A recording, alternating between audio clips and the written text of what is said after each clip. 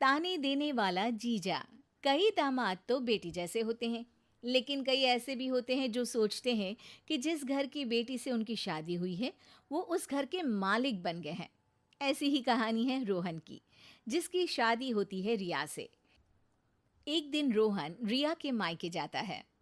ओहो, कितनी गर्मी लग रही है। ड्राइंग रूम में एसी नहीं लगा है क्या?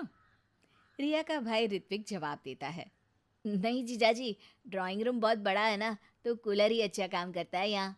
वाह, इंजीनियर बन गए तुम तो। बड़े कमरों में एसी नहीं लगता है। रहोगे गंवार के गंवारी। चलो, बाकी लोग कहाँ हैं घर के? रोहन तुम बैठो, मैं पानी लाती हूँ। माँ मंदिर गई होंगी और पापा दुकान पर। वैसे भी हम लोग आज अचानक आ गए हैं ना यहाँ पर। हाँ हाँ, कोई बात नहीं, बैठो। साले साहब आप भी बैठो। और बताओ, दिन भर हवा हवाइया ही रहते हो या ज़मीन पर कुछ काम वाम भी करते हो? वैसे बुरा न मानना, तुमको देखा होता पहले ना तो तुम्हारी दीदी से कभी शादी ही ना करता। ऋत्विक को इस बात का बुरा लगता है, लेकिन वो बिना कुछ कहे वहाँ से चला जाता है। तभी वहाँ रोहन की सास आ जाती है। रोहन उनको देखते ही खड़ा हो जाता है। अरे मम्मी जी, ले आया हूँ आपकी बेटी को। रखो अब 2-4 दिन, फिर मत कहना कि बेटी को भेजो, बेटी को भेजो। बड़ी मुश्किल हो जाती है वहाँ पर। अरे बेटा, बिटिया अपने घर तो आएगी ही, खासकर एक शहर में है तो क्यों नहीं। अरे तो फिर शादी क्यों की? रखी रहती घर पर ही। सास को रोहन की बात अजीब लगती है, लेकिन दामाद जो ठहरा, बोलती भी तो बोलती क्या। अच्छा मजाक कर लेते हो बेटा।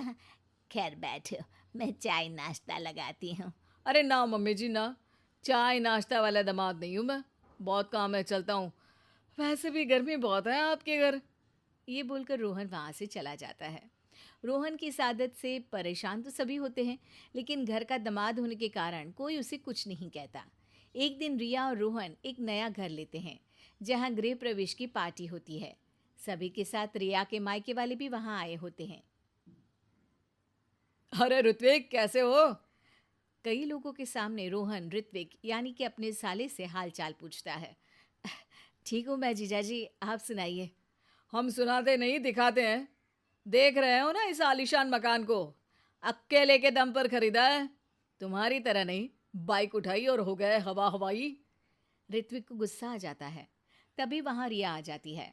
रिया भाई की बेइज्जती देखकर सभी के सामने कहती है, मेरा भाई देश की सबसे अच्छी कॉलेज से इंजीनियरिंग कर रहा है।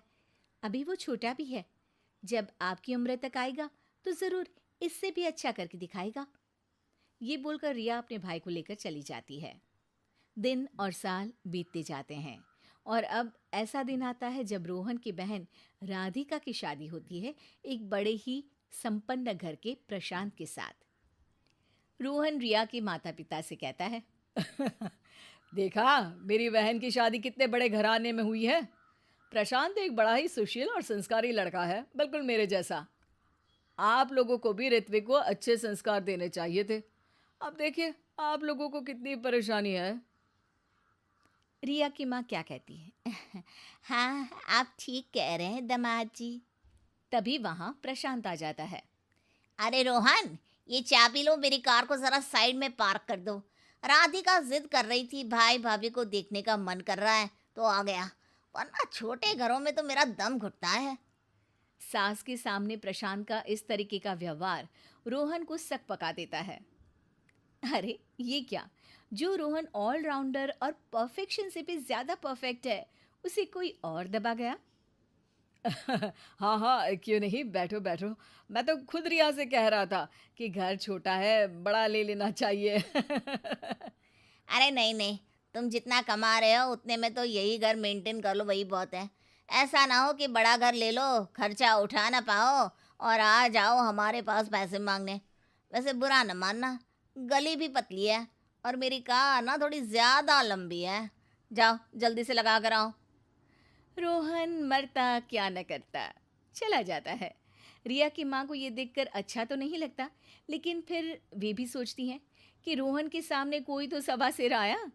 थोड़ी देर बाद ऋत्विक भी वहाँ आ जाता है। चलो माँ, अब चलते हैं, मेरा काम हो गया।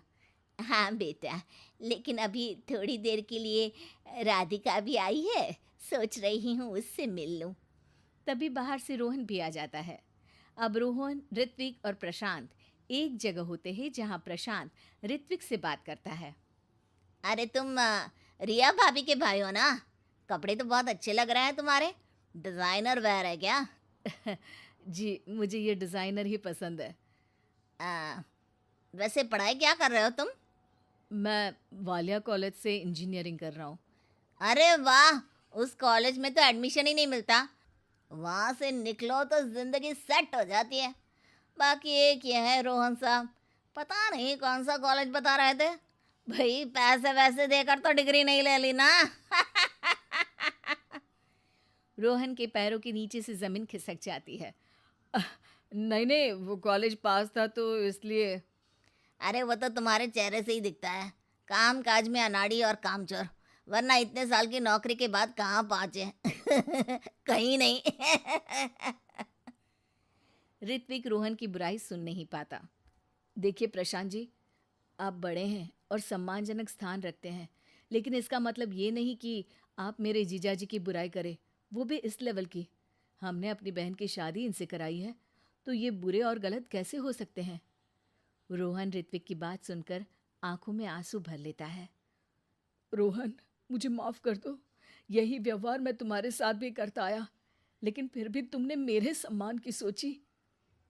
जीजाजी और प्रशांत जी, एक बात बताता हूँ। जिस घर में आपकी शादी होती है, वो आपको अपने जिगर का टुकड़ा देते हैं, तो उनसे तो बड़ा आपके जीवन में कोई हो ही नहीं सकता।